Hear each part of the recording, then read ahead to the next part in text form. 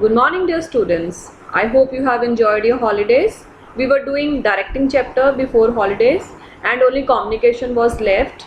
So today our subtopic is communication. Just to revise, directing function of management has four elements: supervision, motivation and leadership we have already done. Today we are going to discuss about communication. Dear students, communication, its types, its features and importance we will be doing in the live session. First of all, we will be discussing about the meaning of communication. As you all know that communication is very important and communication is a two-way process. Now, how to communicate? There are different ways. We can communicate in three ways basically: oral, written and with gestures. So communication plays key role in the success of a manager. How much professional knowledge and intelligence a manager possesses become immaterial if he is not able to communicate effectively with his subordinates and create understanding in them. So directing ability of a manager mainly depend upon the communication skills. That is why organization always emphasis on improving communication skills of manager as well as employees. So that's why I personally feel also that communication is very important. That's why I try to encourage my students also, so that they can communicate in an effective way, because you will be becoming the managers in future and you will be handling multinational companies. So it is very important to be very good in communication skills. So the word communication has derived from a Latin word communis, which means common, which constantly implies common understanding. Communication is defined in different ways. Generally, it is understood as a process of exchange of ideas, views, facts, feelings, etc. with others.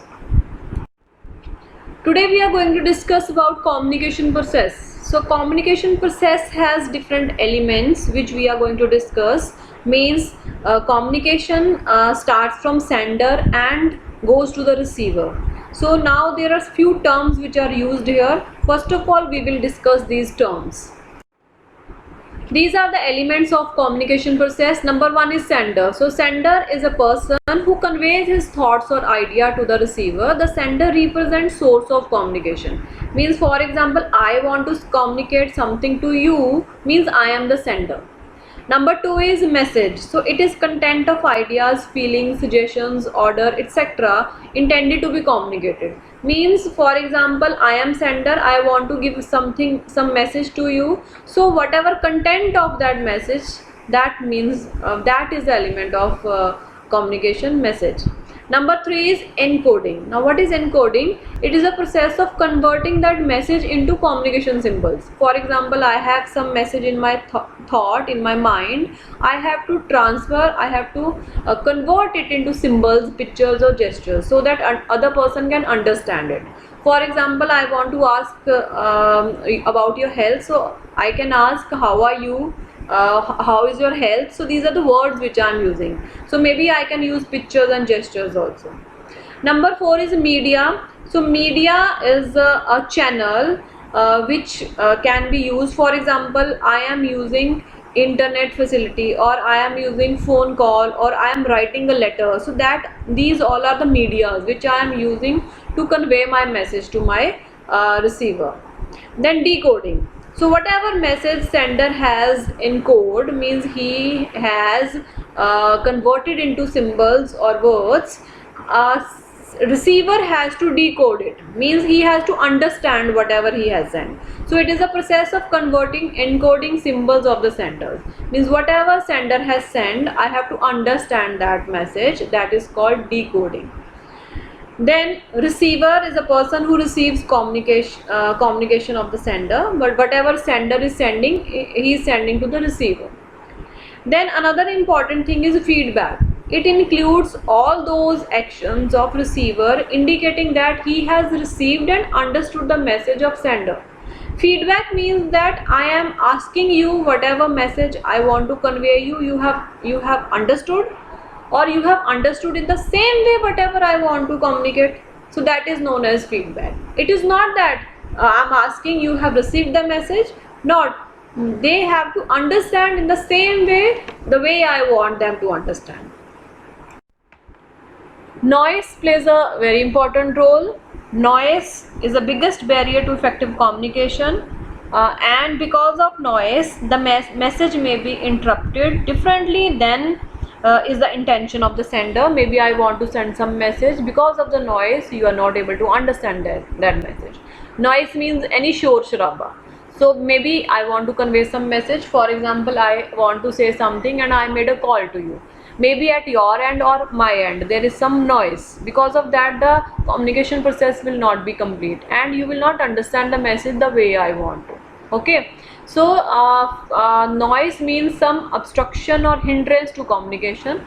This hindrance may be caused to sender, as a message or receiver.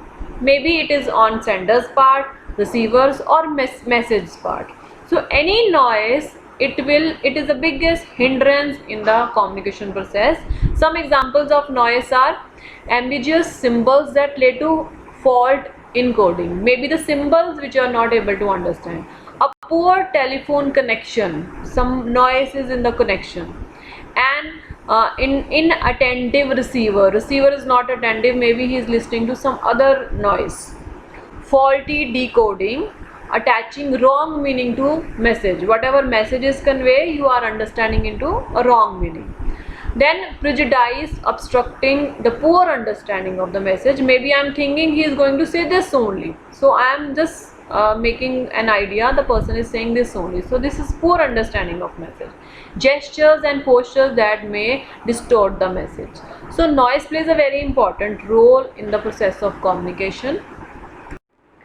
Now you can again see this flow chart of communication process. You can see that sender has a message and he will convert that message into some words, some gestures or any pictures he can take. Then a media has to be taken, letter, email, whatever the way you want to convey. Then decoding will be done by the receiver so that he can understand the message of the sender. And feedback is very important, to ask the sender, you have understood the message the same way I want to.